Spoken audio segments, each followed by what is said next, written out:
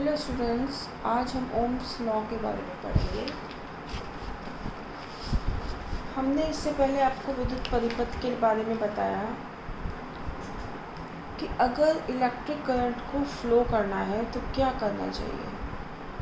हमें एक ऐसा कॉन्टिन्यूअस पाथ चाहिए जिसमें कि चार्ज फ्लो कर सके, या ऐसा सर्किट चाहिए जिसमें कि ये इलेक्ट्रॉन्स घूम सके, और वो पाथ क्लोज होना चाहिए। कॉन्टिन्यूअस पाथ और क्लोज होना चाहिए। हमने आपको ये भी बताया था कि आपको ये ना लगे कि सेल के बीच में तो ये टूटा हुआ है, क्योंकि सेल से ये अंदर जाके केमिकल एनर्जी लेके फिर ये एनर्जी लेके दोबारा चल देते हैं। ये सब हम आपसे डिस्कस कर चुके हैं। अब ओम्स लॉ में क्या है, देखिए ये हमारे पास बैटरी है। इस बैटरी के द्वारा विभवांतर उत्पन्न किया गया। इस बैटरी से ये हमारे पास यहाँ पे प्रतिरोध है। इस बैटरी से इस प्रतिरोध के ये सिरे, एक सिरा ये, एक सिरा ये, इन सिरों पर विभवांतर उत्पन्न किया गया।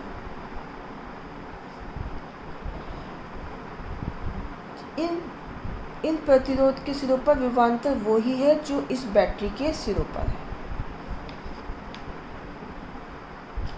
यानी कि जब हमने विभवांतर लगाया, इस बैटरी से यहाँ पर विभवांतर लगाया, तो करंट आई फ्लो हुई, धारा बहने लगी। अब यदि इस विभवांतर को हम बढ़ा दें, यहाँ पे विभवांतर बैटरी से लगाया है, इसको हम बढ़ा दें। कैसे बढ़ाएंगे? बैटरी की संख्या बढ़ा दो, एक बैटरी, दो बैटरी, तीन बैटरी, और जब ज़्यादा पावर की बैटरी लगा लो तो क्या होगा, उतने ही आवेश एनर्जी लेके जाएंगे, उनकी स्पीड बढ़ जाएगी। ज़्यादा एनर्जी लेके गए, ज़्यादा स्पीड से गए तो क्या होगा, करंट बढ़ गई। यानी कि हम कहते हैं कि जैसे जैसे हम इस विभवांतर को बढ़ाते जाएंगे, वैसे वैसे करंट बढ़ती चली जाएगी। और बढ़ाया और बढ़ गई, और ज़्यादा बढ़ाया और करंट बढ़ गई। आप घरों में सुनते भी हैं कि हाई वोल्टेज आ रही है ना, इलेक्ट्रिसिटी कम हो जाए, ज़्यादा हो जाएगी। वोल्टेज कम आ रही है, वोल्टेज ज़्यादा आ रही है। कभी कभी डिम बहुत कम आती है, तो आपने देखा होगा कि लाइट जलती भी नहीं है, बहुत डिम जलती है। तो वो डिपेंड क्या है कि वही हुआ कि जैसी वोल्टेज कम हुई, आपके अंदर जाने वाली वो इलेक्ट्रिसिटी कम हो गई। आपके जो है चीज़ें, आपकी जो कंज्यूम करने वाली चीज़ें थी, बल्ब बहुत धीरे धीरे जले, ट्यूबलाइट जली ही नहीं, है ना। तो हमने क्या कहा कि वोल्टेज जो है, आई जो है वोल्टेज पर डिपेंड करता है। ये जो प्रतिरोध बल लगाया है, ये कुछ भी, जैसे आपके घरों में कोई भी हो सकता है, जो भी जहाँ पे भी इलेक्ट्रिसिटी कंज्यूम हो रही हो, आप बल्ब जलाते हैं, आप टीवी चलाते हैं, आप पंखा चलाते हैं, कुछ भी, ये प्रतिरोध जो इलेक्ट्रिसिटी को कंज्यूम कर रहा है।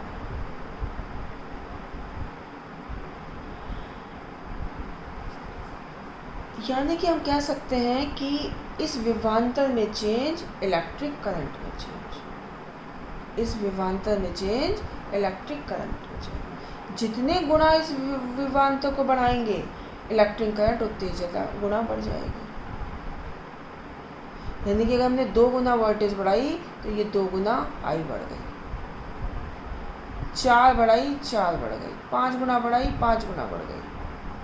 मतलब जितने गुना हम वोल्टेज बढ़ाएंगे, आई उतने ही गुना बढ़ती चली जाएगी।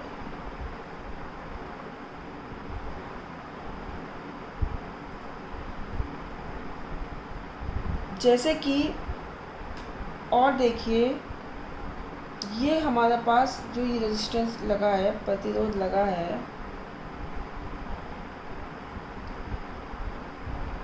चलिए इसको बाद में बताएं। अब ये ओम्स ने क्या कहा, यदि किसी चालक की भौतिक अवस्थाएं लंबाई, क्षेत्रफल, ताप नहीं बदलती है तो उसके सिरों पर लगाए गए विभवांतर व उसमें बहने वाली धारा का अनुपात नियत रहता है। यानी कि अगर ये सब नहीं बदलेगा तो जो भी विभवांतर लगाया और बहने वाली धारा का अनुपात नियत रहता है। ये अभी हमने बताया कि v जो है v बढ़ाने पर i बढ़ गया, v घटाने पर i घट गया। जैसे कि एक एग्जाम्पल भी आपको लेके दिखाते हैं कि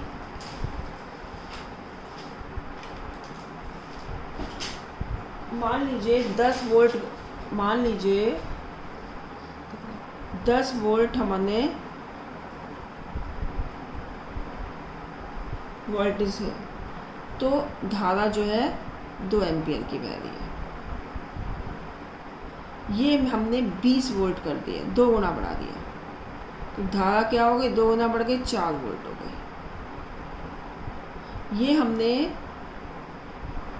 30 वोल्ट कर दिया तो धारा कितनी हो गई, 3 गुना बढ़ गई, 3 दूनी 6।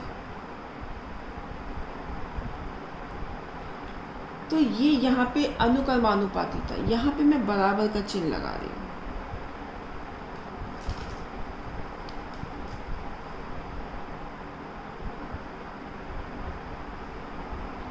यानी कि यहाँ पर हमें कुछ चाहिए, कितने गुना हुई, यहाँ 5 थी, यहाँ पे हमने क्या किया 10 बराबर, ये 10 है, यहाँ अगर 5 से इससे गुणा करेंगे तभी आएगा 10। यहाँ 20 है तो यहाँ भी मैं 5 से गुणा करूँगी तो ये 20 आ जाएगा।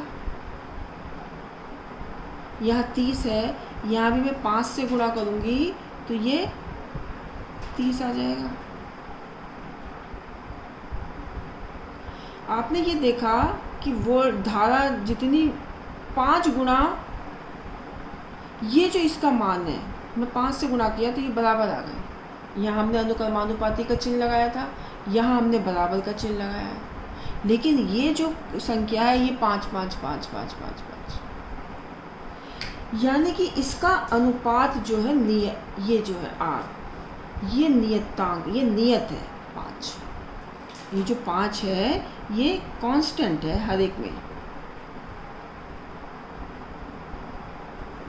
इसी को हम R या प्रतिरोध कहते हैं, नियतांक। पहले आप नियतांक करें, कांस्टेंट है ये R जो है कांस्टेंट है। इसमें भी 5 है, इसमें भी 5 है, इसमें भी 5 है। अब देखिए V/I is equal to R, या V is equal to I है। अब हम R बराबर हो गया V को इसके नीचे लेगा I को, V/I।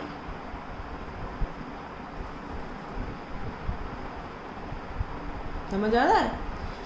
अब देखिए इस R को चालक का प्रतिरोध कहते हैं। जो ये कांस्टेंट हमने यहाँ पे लिखा था, R हमने कांस्टेंट निकाला था, ये अनुक्रमानुपाती का चिन्ह लगा के हमने कांस्टेंट लगाया यहाँ पे। इस R को चालक का प्रतिरोध कहते हैं और इसका मात्रक वोल्ट प्रति एम्पियर। देखिए वोल्ट V से और I का एम्पियर होता है तो वोल्ट प्रति एम्पियर, या ओम ने इसका इस नियम को बनाया था तो उनके नाम पर ओम, प्रतिरोध का मात्रक ओम। अब ये जो प्रतिरोध है हम ये कह सकते हैं, ये जो करंट की डायरेक्शन को, यहाँ आइए, ये जो प्रतिरोध है ये इस करंट की मात्रा को डिसाइड करेगा, वैल्यू को, इस करंट की वैल्यू को। भाई जितने ज़्यादा प्रतिरोध होगा उतनी ही करंट कम होगी।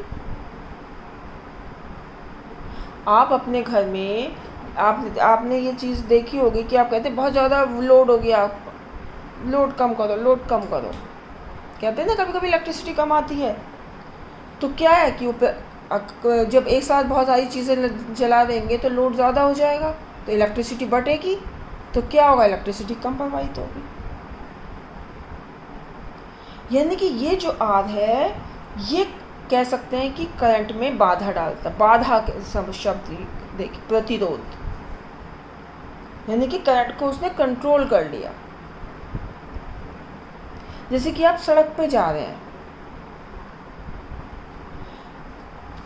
दिल्ली चले जाइए, आपको जगह जगह ट्रैफिक मिलेगा, तो आप क्या है, आपकी गाड़ी की स्पीड अपने आप कम हो जाएगी।